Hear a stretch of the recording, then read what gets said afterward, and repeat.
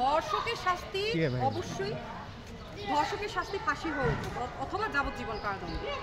এর বেশি আসলে আমার মনে হয় না যে এর উপরে কোনো মানে যাবজ্জীবন দেওয়ার পরও কিন্তু অনেকে বের হয়ে যাচ্ছে আইনের মানে ফাঁকফোকর দিয়ে।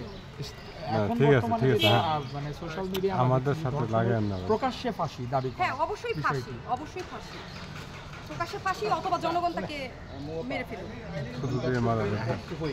সব আইনজীবীরা দ্বারা থাকে তাদের জন্য কোনো ধর্ষকদের পক্ষে ধর্ষকদের পক্ষে যে আইনজীবী দাঁড়ায় আমি মনে করি সে একজন ধর্ষক, তারও শাস্তি হওয়া উচিত।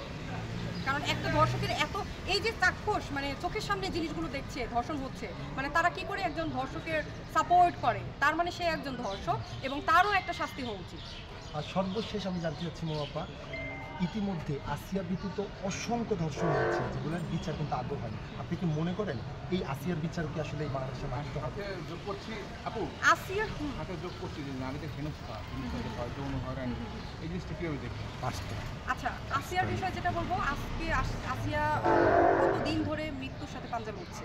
হ্যাঁ, ঘটনা কিন্তু আজকের না, ঘটনা বিগত কয়েকদিন ধরে ঘটে আসছে এবং এটা প্রকাশ হয়েছে যে কারা কারা তাকে ধর্ষণ করেছে। এখনও কিন্তু কোনো দৃষ্টান্তমূলক শাস্তির ব্যবস্থা করা হয়নি। তো এটা এখনও যেহেতু হয়নি, ভবিষ্যতে হবে কিনা সেটা আসলে সাথে মনে করি যে 180 দিন অলরেডি আদালত সময় দিয়েছে। না, 180 দিন কেন সময় দিবে? কারণ হচ্ছে আসিয়ার তো প্রাণ নিয়েই সংকট। এই যে আজকেও আমি নিউজ দেখলাম, অনেকে বলছে সে মারা গেছে, আবার অনেকে বলছে যে না এটা ভুল তথ্য, কিন্তু সে কিন্তু এখনো আমরা কিন্তু এখনো জানি না সে বাঁচবে কিনা। এখনো কিন্তু সে হচ্ছে ওই মৃত্যু পথযাত্রী, ওই ইয়েতে আছে। একটা শিশু যেখানে মৃত্যু পথযাত্রী, সেখানে একটা ধর্ষককে কি করে 180 দিনের সময় দেওয়া হয়? তাকে তো সাথে, যেহেতু আমরা জেনে গিয়েছি ধর্ষককে, তাকে সাথে সাথে ফাঁসি দেওয়া উচিত। আর যদি সেটা না করে তাহলে জনগণকে সেই প্রায়োরিটি দেওয়া উচিত যে জনগণ তাকে পিটিয়ে মেরে ফেলবে। ঠিক আছে, কেমন লাগে?